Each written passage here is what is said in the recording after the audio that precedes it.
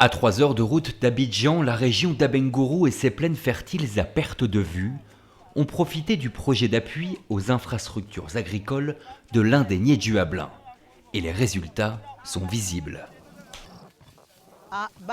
Avant, on avait des problèmes pour réussir la culture du riz ici. Mais grâce à l'aménagement du terrain, nous avons eu une bonne production l'année passée. On a récolté 3 tonnes de riz.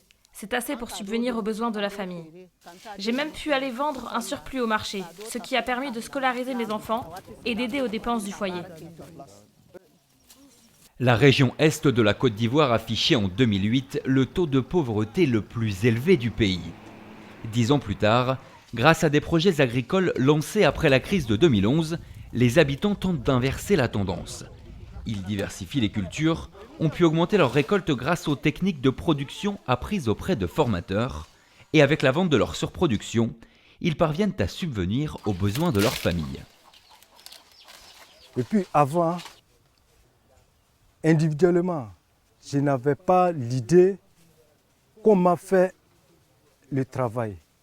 Mais étant un groupe avec l'appui d'Anader, accompagné de l'appui de Payaïdé, vous-même vous voyez aujourd'hui la plantation de toute face. Où tu tournes pour regarder, tu vois des lits normales.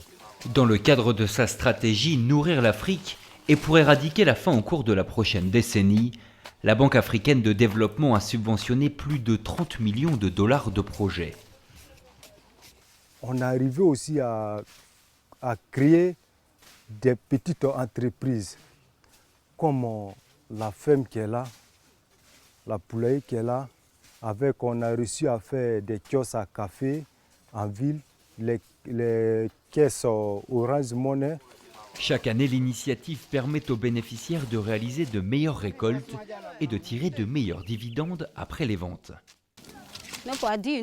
Nous avons produit 7 tonnes de maïs sur 2 hectares. Et le groupement a vendu 5 tonnes.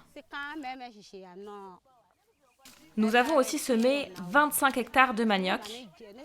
Et ça promet beaucoup. On pense avoir un meilleur rendement qu'avant. Alors que le projet est réalisé à 80%, les impacts positifs sont visibles. Une fois réalisé, le projet devrait assurer la sécurité alimentaire sur ce territoire de 561 000 habitants.